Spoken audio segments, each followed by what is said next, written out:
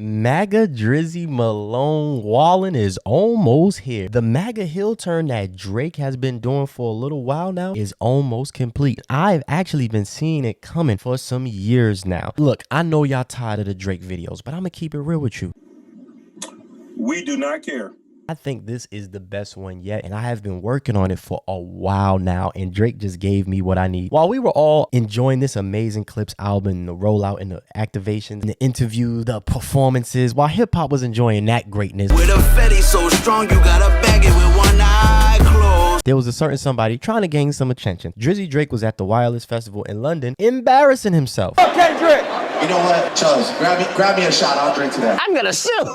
Nobody can out-rap London. Huh? No disrespect to America, no disrespect to my country, but... Hey, who man's is this? I didn't care about that. What stood out to me, right? Because that was dumb. He was obviously pushing for attention, but what stood out to me was his outfit. See, Drake is a terrible dresser, and he has been ever since he stepped on the scene. The only time Drake looks decent is when he's in all sweats, which is why his Nike collaboration is just sweatpants. If you look at this outfit right here, it is very coded. This is biker gear. Now, we know Drake has had ties to the Hell Angels. That's not hip-hop. Drake has been playing with like the country western style for a little minute. He did the shoot with his dad and his son with like the cowboy boots on, and he's been at the Morgan Wallen concert wearing that kind of style. But this right here is coded. If you look at that belt buckle, what does that belt buckle remind you of? What does the belt buckle remind you of? Do I have to say it? Me and my wife was in Columbia, South Carolina when they had that flag at the State House, and we watched them take it down, and we went down there and we took pictures. Carolina, nothing finer than a black woman who climbs to the top of the state building claiming that their flag is mine. I've seen that symbol of hatred be waved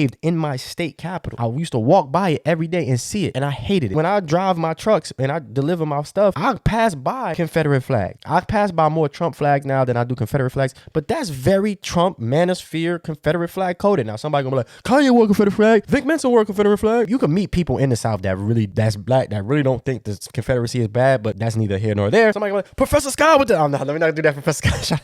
My bad, Professor Scott. But this is very coded. And then the patches, I don't know what all of these patches mean. Maybe somebody can help me out in the comment section, but the Modelo patch kind of stood out to me because when the whole manosphere, right-wingers, Trumpers, MAGA, they was trying to cancel Bud Light, they chose Modelo, and Modelo stock went through the roof, which is crazy because everybody was America first, but Modelo is a Mexican company. So I was just confused. It's always conservatives and MAGAs, they always confuse me because they have to stay on top of hatred. They will switch back and forth as long as hatred, the most hatred, whatever got the most hatred, that's where they go. So this is coded to me, but I seen this. This is not the first time. See, I made a video, I put it on Instagram around the time Drake was going to sue UMG. The only play Drake has left is to go MAGA. Some of y'all may have saw it because I put it at the back end of one of my Drake pack out videos. I made so many videos. I got like a playlist of them, and this one is definitely going on there. But I made this video. I put it on Instagram. I didn't like it on Instagram because I felt as though it was a better conversation to be had if it hit the algorithms on Twitter. So I took it off of Instagram. I put it on Twitter. I set it up there for a while. Company Man posted it because Company Man have been seeing it. I have been seeing it since the language, and we're going to get to that. So I posted, Drake is pulling a Trump-like kamikaze move.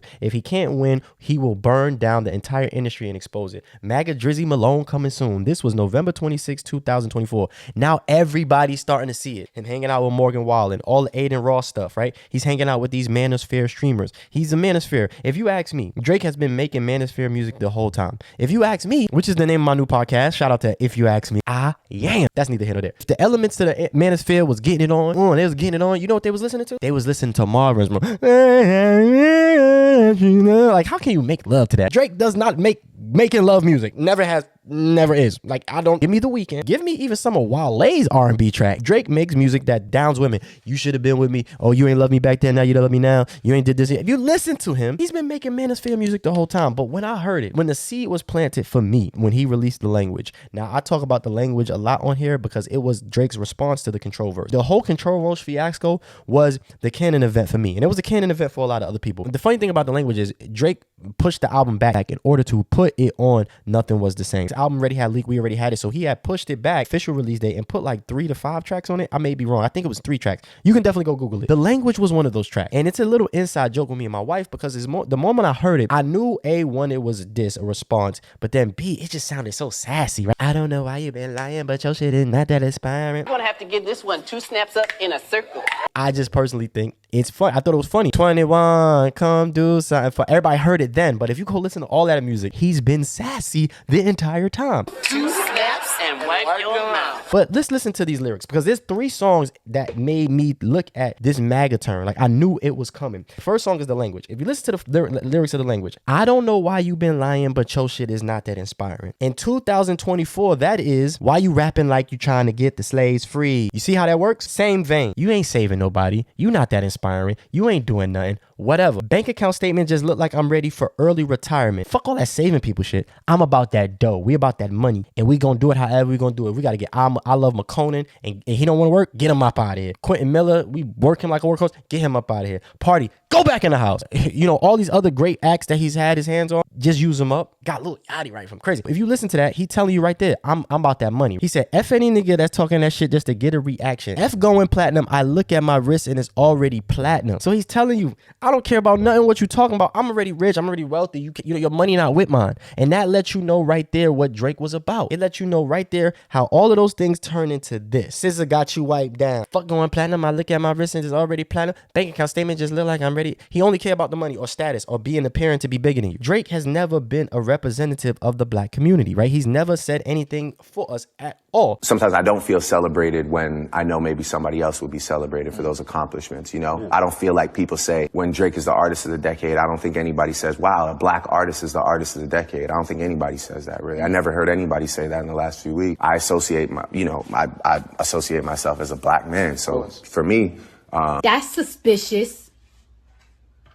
That's weird. Go listen to the whole language, actually. You can hear how he was disconnected from our blackness, right? Because let's keep it real. He's a foreigner. Where it really started to make sense to me, look what you've done. Now, one of the better Drake songs, I'm not gonna lie, it's a really deep felt song. I like it, but when you really start pulling back the layers, you start understanding where Drake's issues with blackness started to arise. So we got one of the most notable lines to me, because it's a whole song about his grandmother and his mother. It's about his moms, the women in his life, which usually Drake is not speaking favorably of women, and this is the only time I usually hear him speaking favorably of women in a respectful way, not in like you got a nice ting, a big butt, you know what I mean? If he's not talking about like her hips or her lips or the things that she do to him sexually. The only woman he talks about positively is his mom. Every other woman, eventually, he talks bad about all of them. If you really listen. So, manosphere music, hating women. The line that sticks out to me is the one time he spoke about his dad. He said, getting caught up with some child support that he didn't pay. Boo-hoo. Sad story.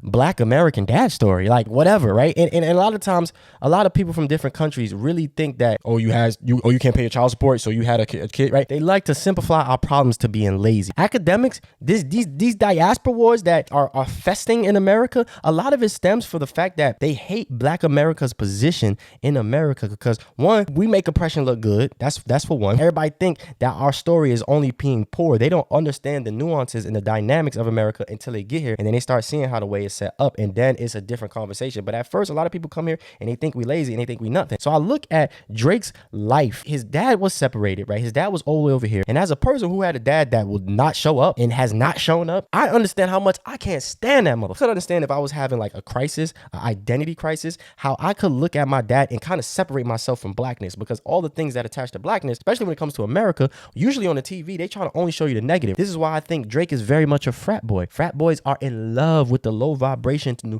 negative music, right? They love it. They'll hang out with Waka Flocka all day. They only like the lowest vibrational stuff. So I could see him literally separating himself from his blackness and starting to hate black men specifically, especially Black American men. Daddy wasn't there to take me to the fair. Boo-hoo, sad story, Black American dad story. That's really like a disrespectful line in the way he's saying it, like boo-hoo, sad story. Like everybody has problems. And that's what a lot of people like Drake think of the Black American experience. That's why they only love the gangster. They want to be next to Future. He want to be next to 21, which ain't it funny that 21's from a different country too. A lot of the time, that low vibrational music is what people see black people for. They only see us for the club. That's why Drake has never said anything. And this line right here, this song right here, Charged Up, is super important. First thing first, the whole Drake and Meek beef felt very racially motivated, especially at a time where there were a lot of police killings at the time. There were a lot of police shootings. There was a lot of friction and a lot of tension during that Meek Mill and Drake beef. And it just felt racially motivated personally. But this song Charged Up, there was a line here that really broke it all down for me. And this is going to be it. All my Drake stuff. Because at the end of the day, he's trying to start a diaspora war. He's trying to divide. They're trying to divide us. People hate black Americans. You know why? Because we're the most influential people. Black man in America is the most copied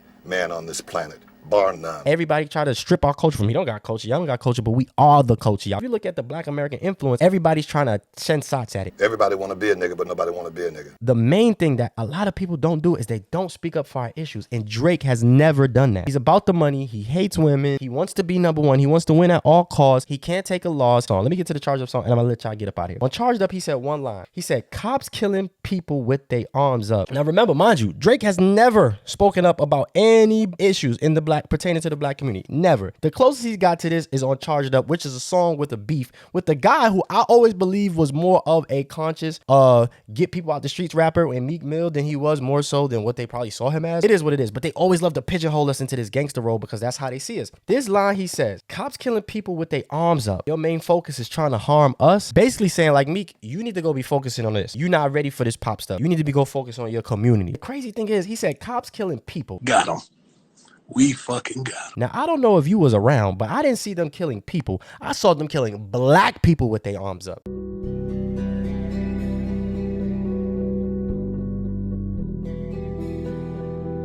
Now, that's not to say other races and other people and other cultures don't get killed by the police. But what I saw and what everybody was seeing, and the reason why people were protesting is because they kept seeing black people. Black people.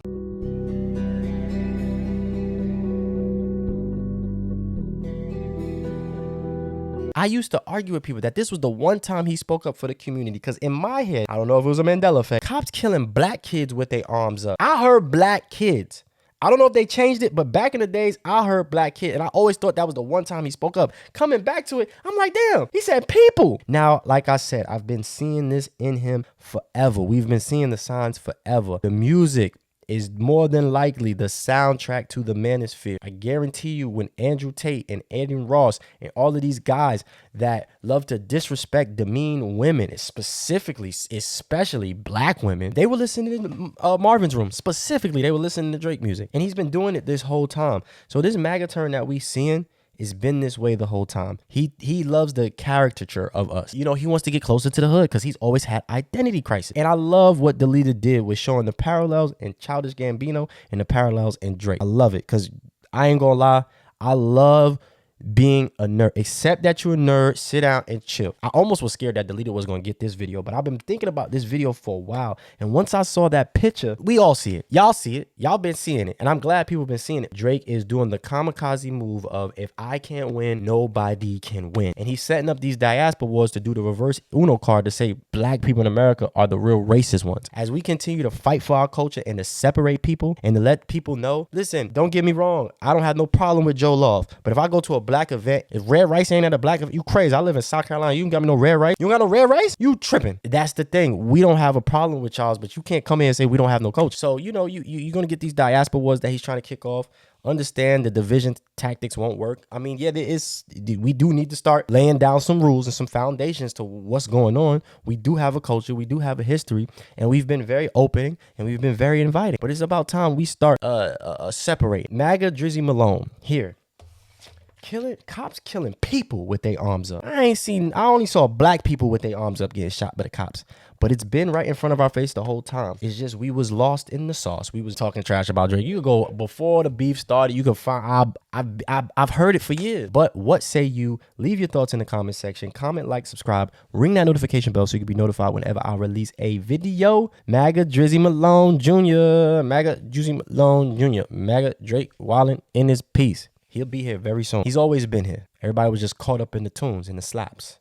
And them joints wasn't even that good, to be honest. Let me keep it real with you. Donate to this Cash App right here if you want to help the channel out. Anything is appreciated. And link to be a member in the description. Join the Good Readers Club. Read my soul. Out. Peace.